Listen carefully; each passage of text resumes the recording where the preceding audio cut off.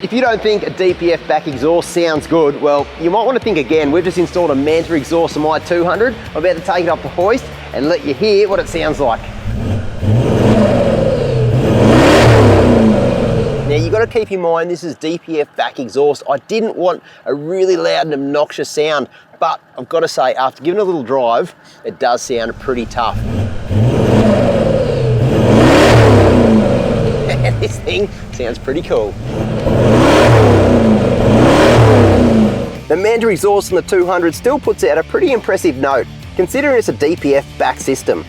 I went with the Manta exhaust because they've got so many options for a 200. In fact, they have over 35 options for one of these, so you can choose a system that works best for you. The DPFs on these cars act like a pair of mufflers, so I've gone with a stainless system that's just straight piped, so it lets out as much of that V8 rumble as possible. All Manta exhausts are made in Australia and are insanely high quality.